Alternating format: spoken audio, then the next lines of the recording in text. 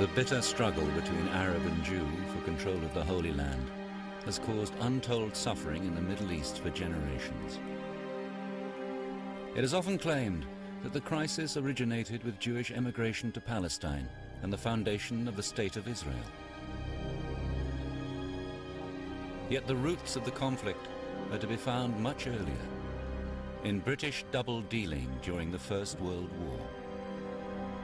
This is a story of intrigue among rival empires, of misguided strategies, and of how conflicting promises to Arab and Jew created a legacy of bloodshed which has determined the fate of the Middle East.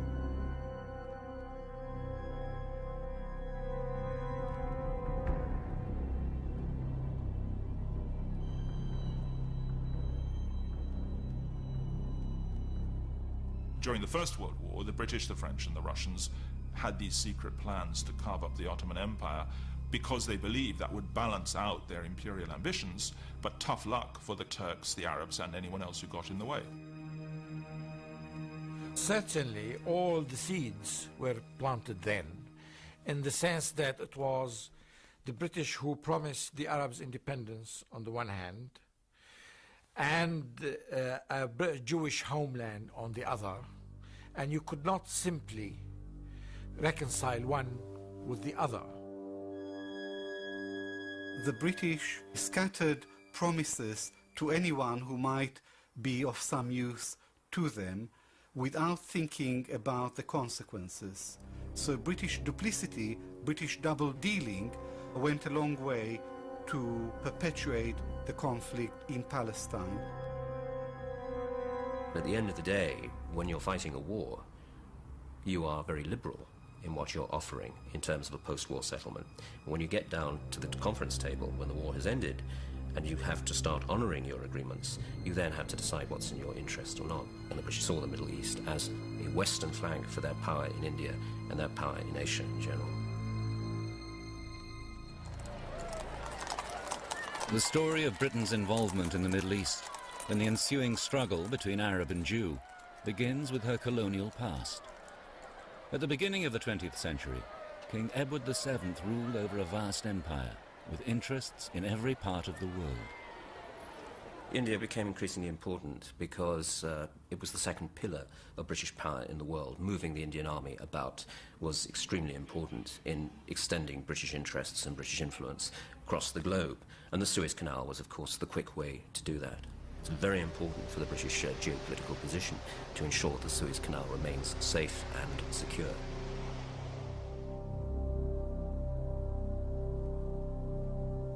With this aim in mind, Britain had become the only European power to establish a major foothold in the Middle East, in the principalities around the Persian Gulf, in Aden, and in Egypt.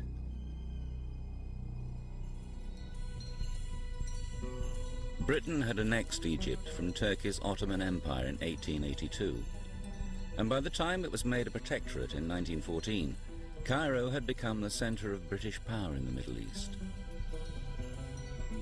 The presence of imperial troops in the region was of vital strategic importance, for the Ottoman Empire under Sultan Muhammad V was in alliance with Britain's much-feared rival, Germany.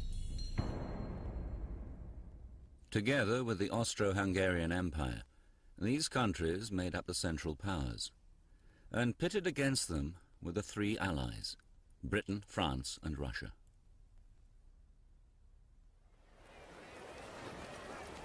From the Ottoman capital, Constantinople in Turkey, the Sultan ruled over the last of the great Islamic empires. It had been in almost terminal decline for decades, yet the fate of the Ottoman Empire was to be sealed by the outbreak of the First World War in August 1914.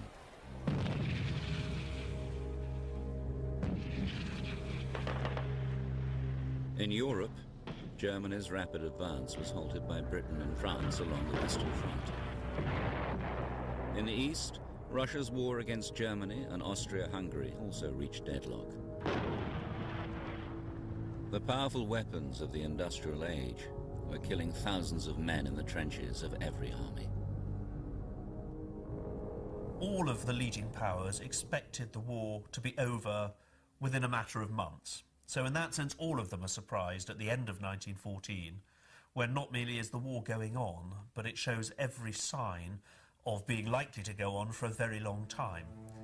At that point, they begin to think about new ways of winning the war. Britain's Prime Minister Asquith felt that with the stalemate in Europe, it was essential to widen the conflict. Together with Foreign Secretary Lord Grey, Minister for War Lord Kitchener, and the First Lord of the Admiralty Winston Churchill, they masterminded a complex strategy to undermine the Central Powers. This was a global war, and the British saw the Middle East very much in a global context. The traditional British preference for sideshows, as people unfavorably call it, the indirect strategy, the way of attacking the soft underbelly, as Churchill called it, of the enemy. And the soft underbelly was seen to be Turkey. Britain's secret plan involved on the one hand a military diversion, and on the other a devious use of diplomacy through bribery, subversion and double-dealing. All these devices focused on the enemy's weakest link, Turkey's Ottoman Empire. Diplomacy in general has always had a secret dimension to it. But where discretion ends and conspiracy begins is an open question. But during the period up to and during the First World War, there was a particularly intense set of negotiations and discussions between the major imperial powers, between the French, the Russians, and the British in particular, cutting in the Italians as well, about what would they do when the war was over and when the Ottoman Empire broke up. The British government hoped that by striking a deal over the spoils of war, it would strengthen the alliance against the Central Powers. Amongst the Allies, Russia had long sought access to the Mediterranean. In a secret treaty of March 1915, Britain and France offered what was to the Tsar a prize of vital geopolitical importance, Constantinople. It is their key outlet into the wider world and into the Mediterranean. And it is the one thing, of course, the British and the French have been attempting to prevent the Russians from achieving. So this is a complete volte-face. This is the British, the French and the Russians coming to an agreement over something which was, up to this point, almost inconceivable. Italy's King Vittorio Emanuele was another target for bribery. Britain, France and Russia tried to tempt Italy, a pro-German state, to join the Allies. In April 1915, a secret treaty offered Italy a substantial bit of Ottoman real estate in Anatolia. Again, it's another power coming into the equation and being offered territorial advancement which in normal circumstances would have been quite inconceivable. The bribe worked. Italy joined the Allies and declared war on the Central Powers in August 1915. But Britain's strategy to undermine the enemy via the Ottoman Empire also required subversion. By using domestic opposition to weaken, maybe even destroy it, Britain exploited a new movement sweeping through the empire: nationalism. Nationalism in the sense of believing that there are peoples with a clear cultural identity and that these people should live independent. That idea spread to the Middle East as to other parts of the world in the latter part of the 19th century. So you had the beginnings in the Ottoman Empire of a Turkish nationalism. This came to a head when the Young Turks took power in a coup in 1908 and started to impose their language and culture on the Arabs of the empire. But this only reawakened an interest amongst Arabs in their own heritage.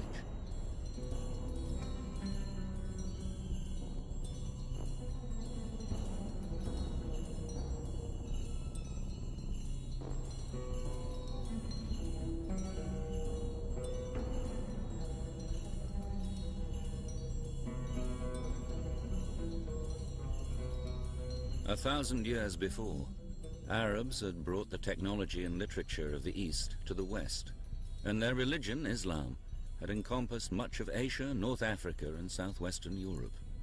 The idea of recovering that historic grandeur had remained in the consciousness of Arab intellectuals. By the start of the First World War, the antagonism between Arab and Turk had increased. The very fact that the Turks were saying, we want to have a unified empire, meant the Arabs said, wait a minute, we're not part of this. So all of this literary and nationalistic revival then took a much more political form, and therefore you got the emergence of Arab nationalism. They had arrived at the conclusion that remaining in the Ottoman Empire was becoming hopeless, that they couldn't actually share power with the Turks. And they began thinking of having their own state. By the summer of 1915, British intelligence confirmed that the Arab nationalist movement was the breakthrough the government was looking for. Britain and her French ally dispatched officers to sound out Arab leaders. Both the French and the British started, you could say, seducing various local Arab leaders that if you side with us, we'll give you your independence. So why don't you leave the Ottomans? And various people were tempted as a result. If they thought they could actually gain independence, why not side with the Europeans against the Ottomans? The idea was to tempt the Arabs into a revolt against their Ottoman overlords and create a diversion which would tie down the Central Powers in the Middle East.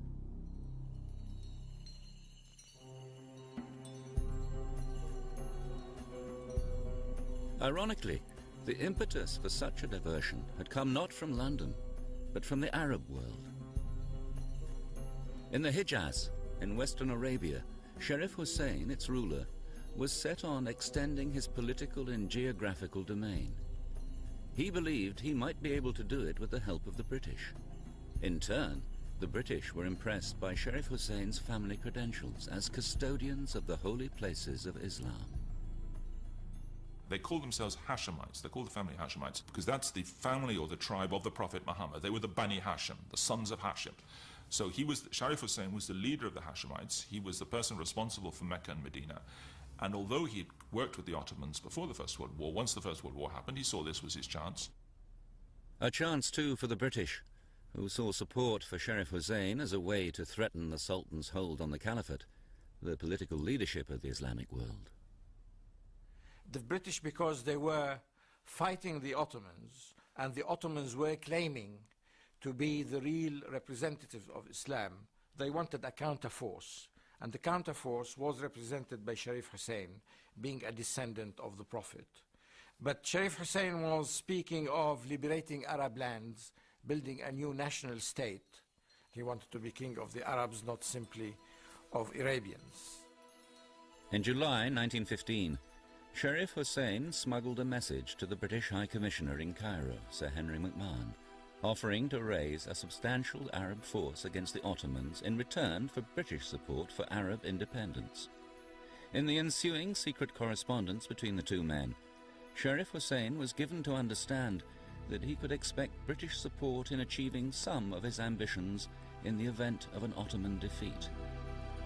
This letter of October the 26th, 1915, outlined the main points of the arrangement. The actual document itself is absolutely riven with ambiguity. There's no doubt about that. The question is whether Hussein recognizes that. My sense of Hussein is that he does recognize it. In other words, there is no wool being pulled over his eyes, because he's perfectly aware that if he's going to create a modern Arab empire, he's going to need some logistical, economic development, and that can only come from the outside world.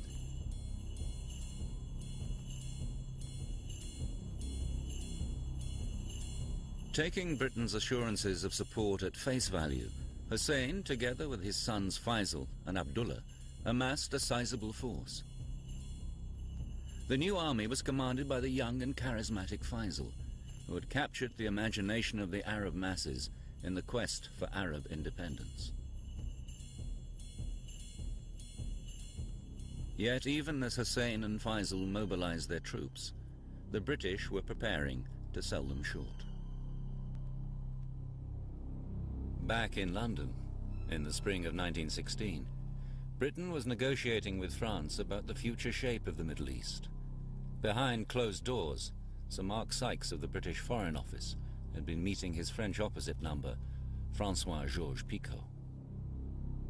Britain knew it was vital to offer the French a stake in the spoils of the Ottoman Empire, should they win the war. There was an awareness on the British side that they had made such huge sacrifices that one couldn't just ignore French ambitions, and that the French were determined to have their historical piece of the Levant. Poring over a map of the Levant, Sykes and Picot personally drew in the areas they wished to see under their control. Their secret deal amounted to the virtual carve-up of the Middle East. In Area A for the French and Area B for the British, the imperialists intended to exercise power indirectly. They would appoint advisors and take charge of the finances in their respective spheres of influence. Then there was the area coloured blue, which was to be directly controlled by France. This included what was then known as Greater Syria, where the French traditionally had commercial and religious interests. As for the area coloured pink, known as Iraq, with its strategic ports, railways and oil, this was to be under British rule. The area coloured yellow represented Palestine and was envisaged as an international zone, except for Haifa.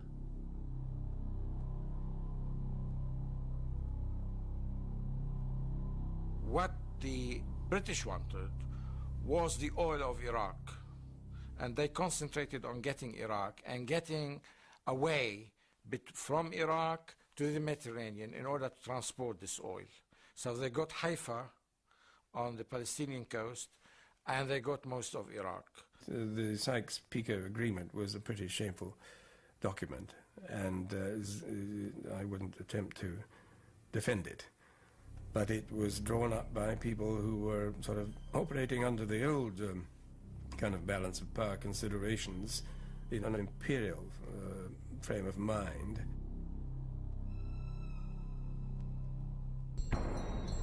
Unaware of these secret dealings behind their backs, Hussein and Faisal proclaimed independence and in June 1916 attacked the Turkish troops. The Arab revolt against the Ottomans had begun.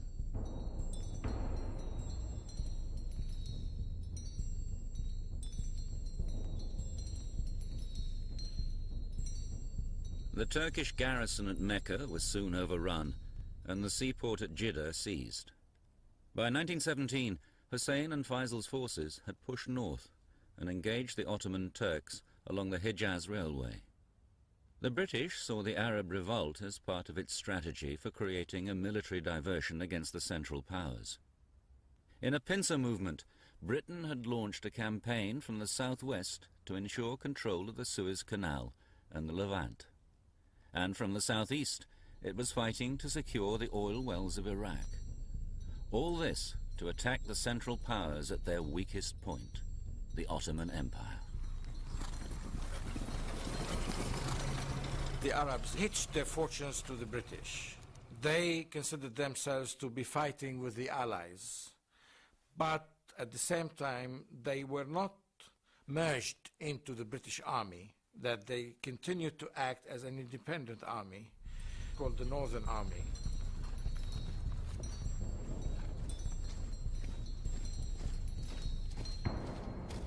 While the Arab army advanced northwards, Britain's General Allenby had crossed the Suez Canal, and by the spring of 1917, his forces had reached the frontier of Palestine.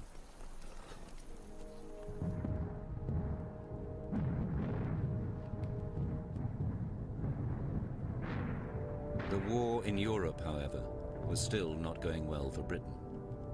The attempted push through the German lines at the Somme had produced little territorial gain, and the cost in lives was colossal. In London, there had been a change of leadership. The new Prime Minister, Lloyd George, felt that the Allied war effort needed a fresh impetus.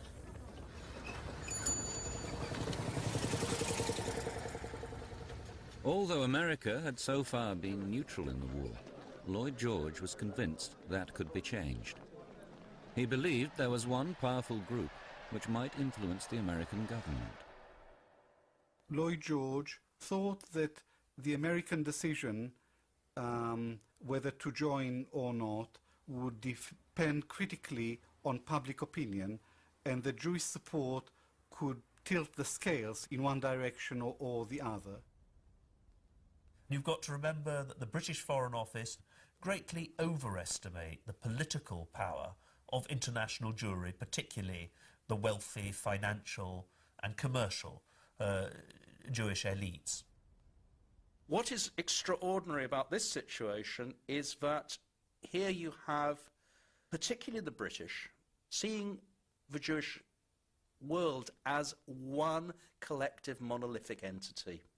And in that sense, they start looking at the role of the Jews in the war as being something which might be important.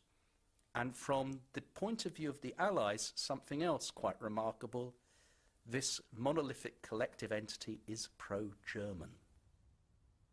Many Jews in the upper echelons of German society did indeed have close connections to the Kaiser's Foreign Office.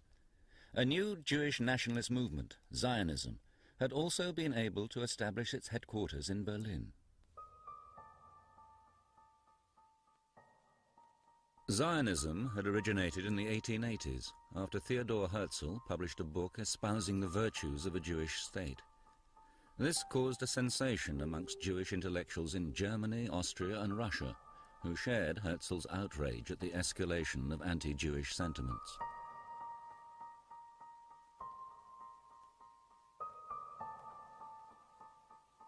The end of the 19th century saw the rise of anti-Semitism all over Europe, in Austria, in Germany, in France, but particularly in Eastern Europe, in Poland and in Russia.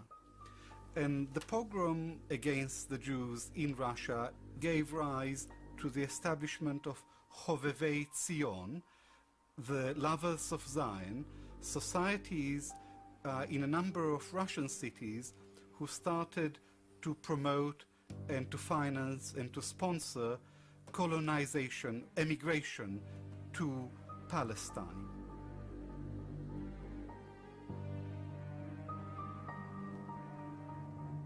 Herzl came to the conclusion that the Jews were not safe anywhere in Europe, and the only solution was for the Jews to have a state of their own over which they could exercise sovereignty and where they would not be a minority.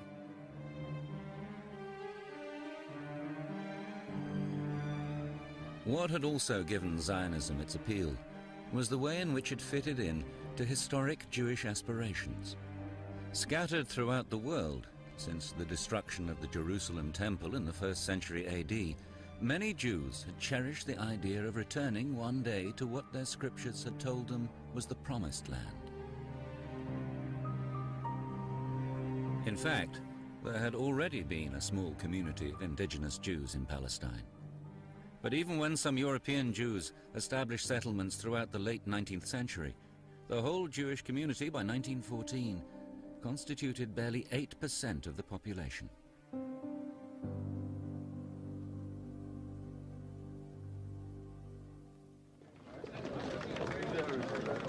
The Zionist leader in Britain, Chaim Weizmann, had been lobbying the government for a guarantee that in the event of an Ottoman defeat, it would support Jewish emigration to Palestine. By early 1917, Lloyd George's view of Jews as globally influential convinced him that Zionism was another nationalist movement which should be co-opted to the Allied cause. In March, Mark Sykes began negotiations with Weizmann. There is a bee in the bonnet of people like Mark Sykes that actually the Jews do ultimately look to each other and look to their own interest. And if that interest, as they are being told by Weizmann, is what we really want is Palestine, they're prepared to believe it. They're prepared to go along with it. As negotiations with Weizmann continued over the following months, the war deteriorated rapidly for the Allies.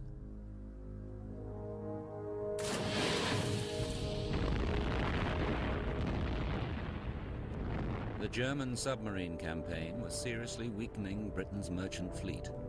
And although America had entered the war on the Allied side, President Woodrow Wilson was not yet willing to supply a significant number of troops.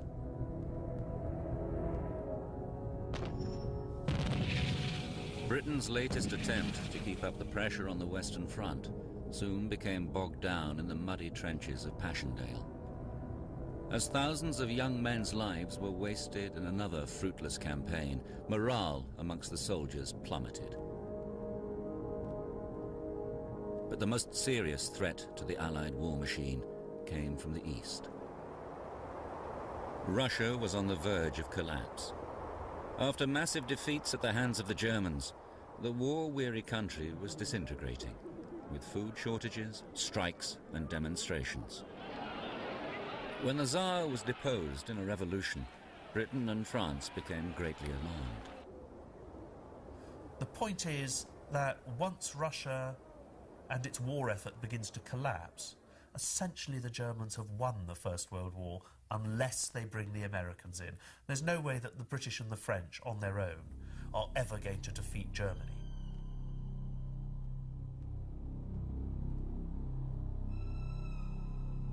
In October, the British government received an intelligence report suggesting that Jews were a significant influence in the leadership of the Bolshevik Party, the new revolutionary movement emerging as the dominant force in Russia. Lloyd George feared that these communists would take Russia out of the war. With the Americans still refusing to commit sufficient forces, he knew it was time to act. He instructed his Foreign Secretary, Arthur Balfour, to issue a pledge to capture the hearts and minds of the Jewish people. His Majesty's government view with favour the establishment in Palestine of a national home for the Jewish people, and will use their best endeavours to facilitate the achievements of this object. The Balfour Declaration was issued on November 2nd, 1917, just as British forces were occupying Palestine.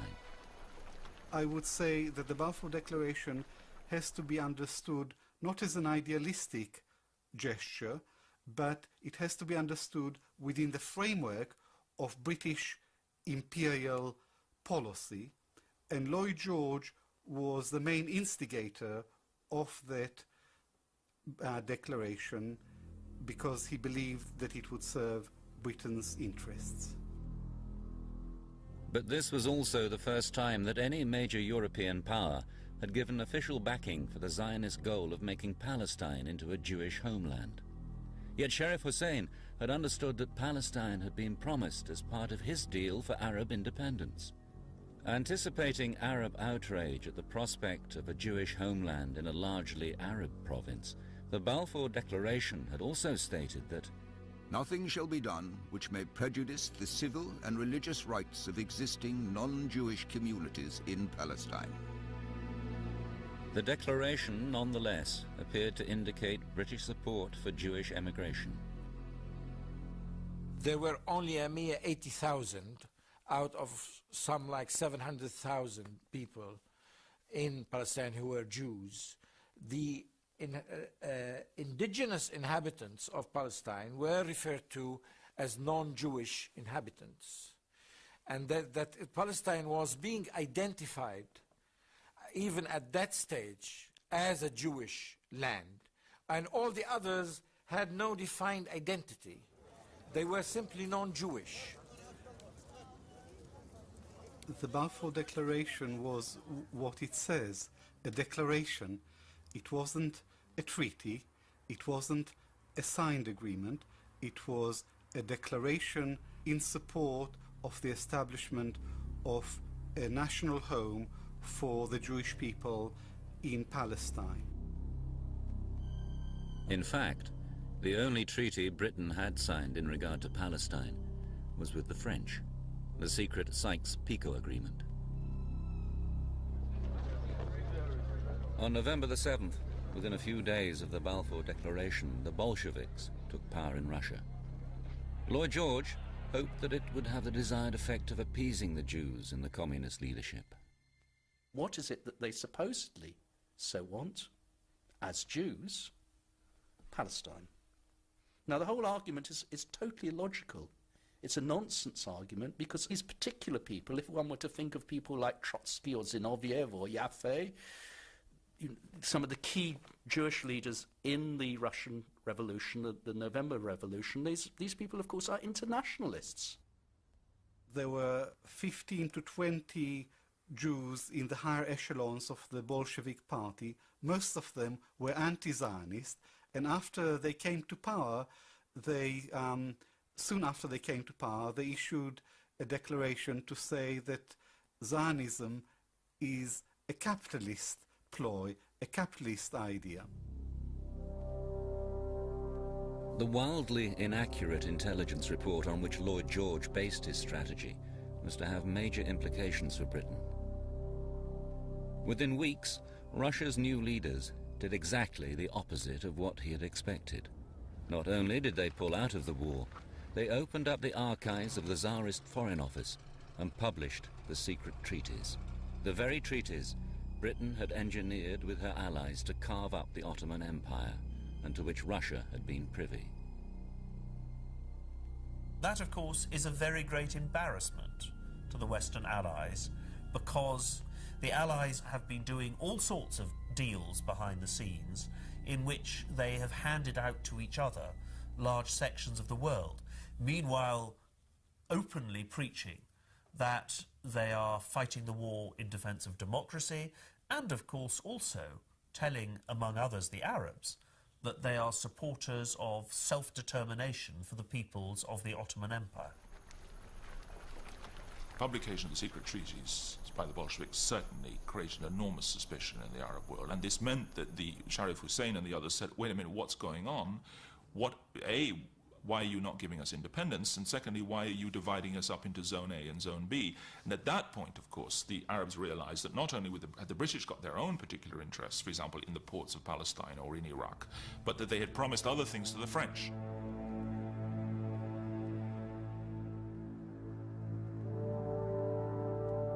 Amid Arab confusion and suspicion, General Allenby entered Jerusalem on foot, together with Sykes, Picot, and a number of other Allied notables. His British-led forces had captured the Holy City in December 1917. The leaders of the Arab revolt, however, were nowhere to be seen.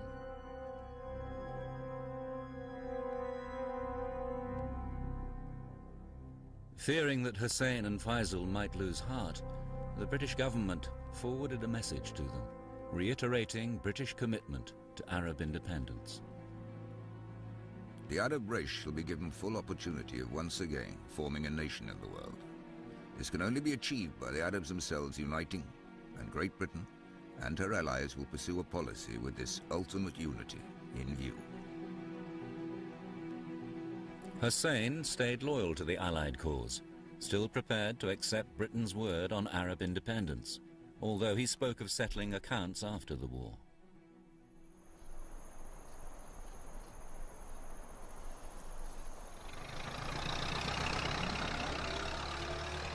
From Allenby's point of view, he continued to rely on Arab support in the war against the Ottomans.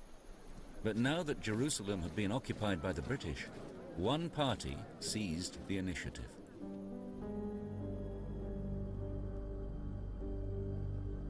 In April 1918, Chaim Weizmann and the International Zionist Commission traveled to Palestine to lay the foundation for a Hebrew university.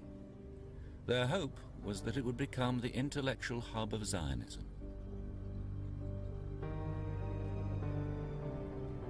Weizmann's visit, however, caused widespread alarm and indignation among the Arab population.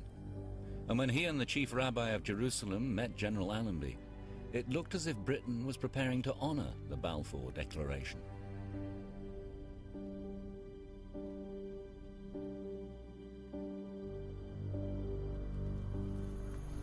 Six months later, Allenby's forces entered Damascus. With their ally, Faisal's Northern Army, They had pushed the Ottoman troops north through Palestine into Syria.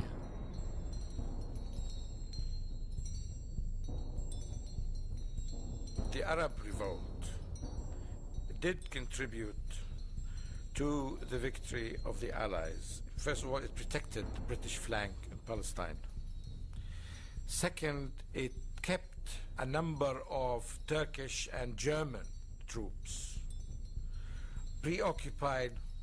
And third, the British could have never legitimized what they were doing unless they had the blessing of a particular Arab force.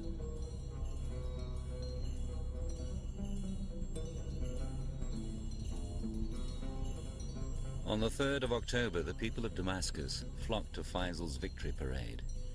If he was to seize power, he knew it was of great importance to make his presence felt and to be seen by the Arab people as their liberator.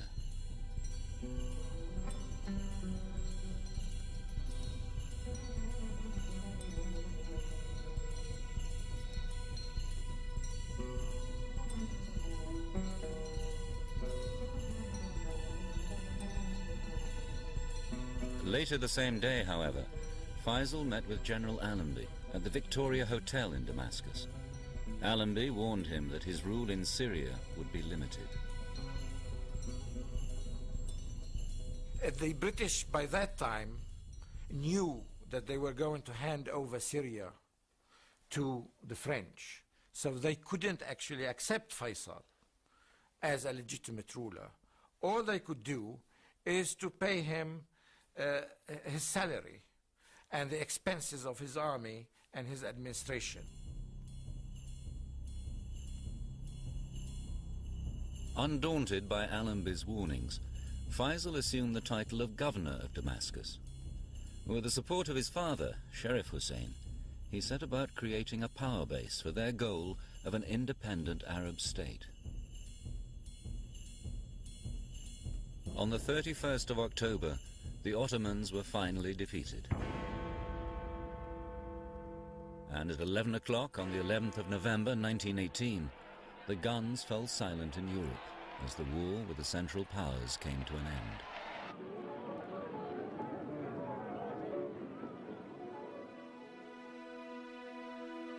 The peace conference at Versailles began in January 1919. Representatives of the victorious Allies, such as the French Prime Minister Clemenceau and the American President Woodrow Wilson, gathered to sort out what was to be done with the former territories of the defeated empires. Now, the liberal use of promises by the British government had to be prioritized. They did indeed make pledges to the Arabs, but they also made pledges to the Jews. And they also made pledges to the French and the Russians and everybody else. And these people saw the world as an imperial world. Not only did they want to carve out the Middle East, they wanted to carve out Russia.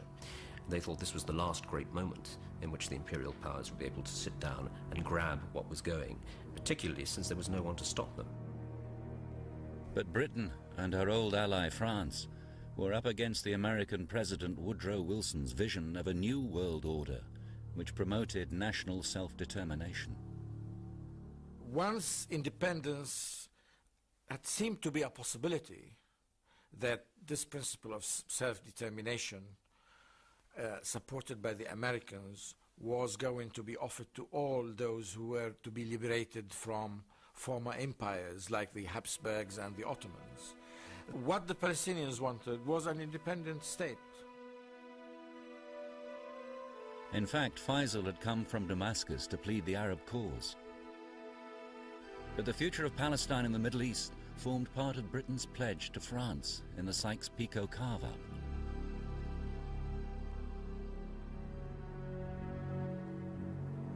In the event, Woodrow Wilson's principles about self-determination were forgotten when it came to the people of the Middle East. Britain and France were free to go ahead with their agreement.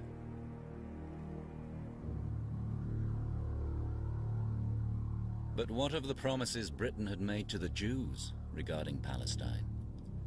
Foreign Secretary Arthur Balfour, in a confidential memo during the Versailles peace talks with America, France and Italy, wrote, The four great powers are committed to Zionism, and Zionism, be it right or wrong, good or bad, is rooted in age-long traditions, in present needs, in future hopes, of far profounder import than the desires and prejudices of the 700,000 Arabs who now inhabit that ancient land. That might sound like a warm endorsement of Zionism, yet further in the post-war memorandum, Balfour hints at a much more cynical agenda. So far as Palestine is concerned, the powers have made no declaration of policy, which at least in letter, they have not always intended to violate.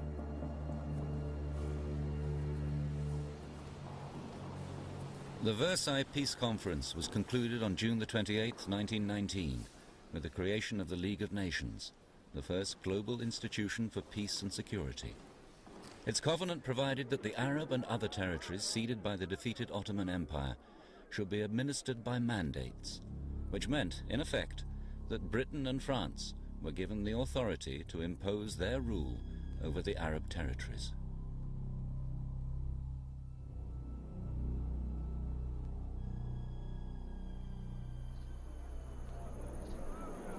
On November the 21st, 1919, François-Georges Picot, the co-architect of the Sykes-Picot Agreement, and the French General Gouraud arrived in Beirut. And so began the imposition of the French mandate for Syria and Lebanon.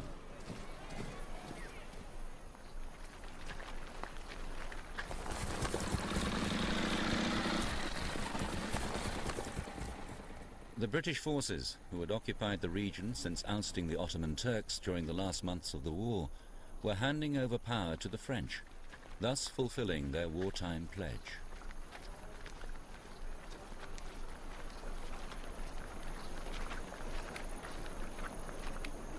Faisal, who had been the governor of Damascus now for 16 months, had been consolidating his position. When he was proclaimed king by the Syrian National Congress, the French were incensed, and General Gouraud sent in his troops. By August the 7th, 1920, Faisal had been deposed and had to flee to Palestine.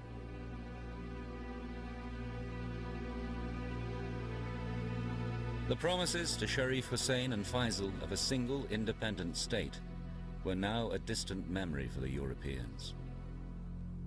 The whole issue of spheres of influence meant that what was at first appeared to be a willingness to accept a single Arab state was in fact seriously diluted.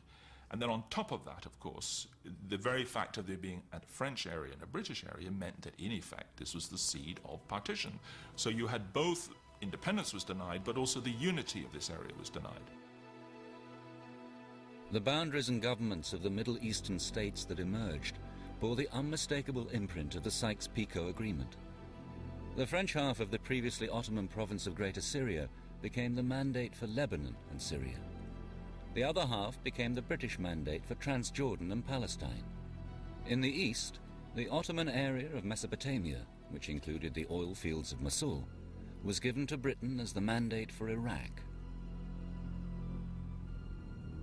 So this was basically the importance of the Sykes-Picot Agreement, to divide what is called the Fertile Crescent between Iraq and Syria and let Britain get access to the oil of the area and be able to exploit it in the future.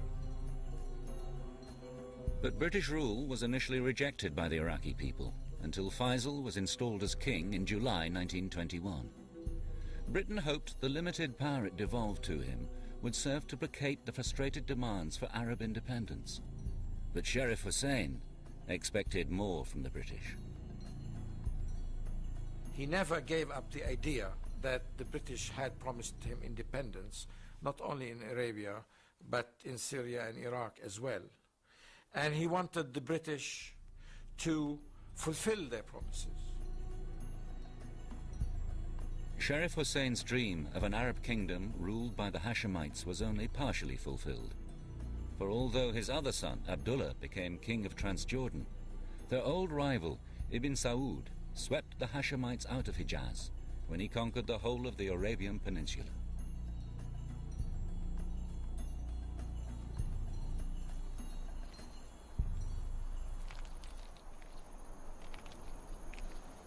In Jerusalem, an administration was established by the British in the spring of 1920. There were no plans for devolving power in Palestine.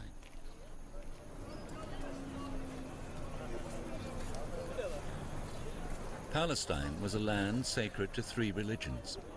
Jews were a small minority who had lived harmoniously with Christians and the much larger community of Muslims for hundreds of years.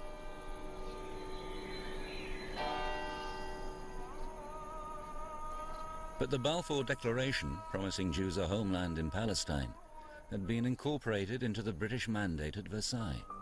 Palestine was thus to be open for new European Jewish immigration.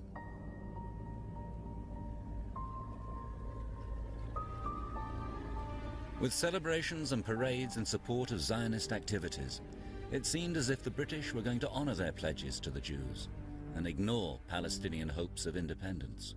The Arabs had a strong case, but very poor advocates. The Zionists had a case. It wasn't as strong as that of the local Arabs, but they had brilliant advocates. Zionism is one of the greatest public relations success stories of the 20th century, and Chaim Weizmann exemplified these traditional Jewish skills of advocacy and persuasion. Some of these skills were clearly in evidence when Weizmann and various Zionist groups helped finance land purchases and the building of settlements for immigrant Jews. At the same time, political and security organizations were created to support the emerging Jewish homeland.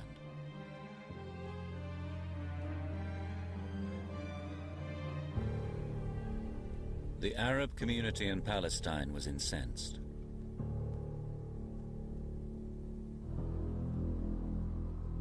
The Palestinians couldn't conceive their country being divided or given away to another community which had nothing to do with the Middle East in the first place and was almost wholly European at the time. So to them, it seemed absurd that 600 to 700,000 should give up their land, their homes, their villages, their towns, and hand them over to a minority which was dispersed throughout Palestine. And Palestine, after all, is named after its people, who are the Palestinians.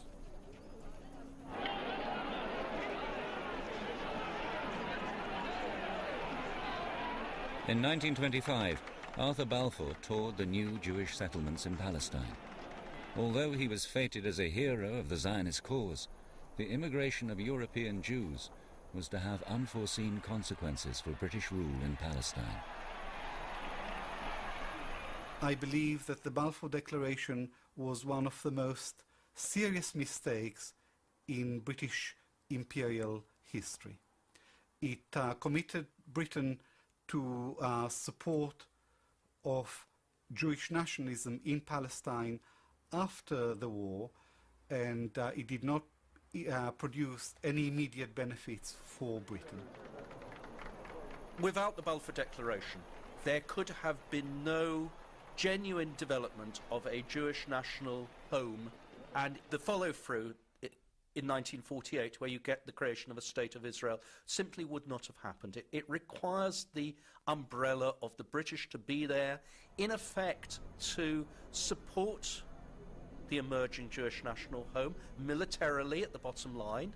The very fact that there are British troops, British policemen there to protect the Jewish communities is ultimately central to the situation. It could not have been done in any other way.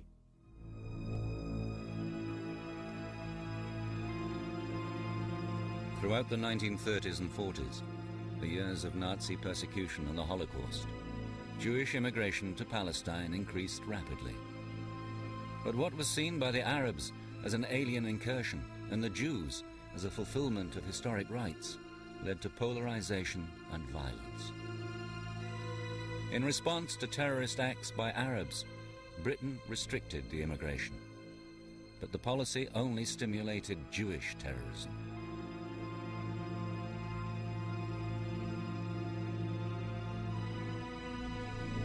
Against this background, Britain relinquished its mandate, and the State of Israel was born in 1948. When the first of several wars between the new state and its Arab neighbors began, thousands of Palestinian Arabs fled their homeland. Thus, the strategies employed by Britain to win the First World War inadvertently left a deep divide between Arab and Jew. The most serious consequences of British policy during the war was the encouragement of Arab nationalism and Jewish nationalism. And in the aftermath of the First World War, Britain was left with this legacy of double-dealing and of betrayal, which was to haunt her for a long, long time. Clearly, it played a role in dividing the Arab world into different states, in allowing the establishment of the State of Israel, and in frustrating Arab desires. But if what happened in Sykes-Picot and everything else that happened in the First World War is used as an excuse for the problems of the Middle East now, I think that would be a mistake. But yes, the roots of what we see today certainly arose from the double dealing of the First World War and from the frustrated expectations of that time.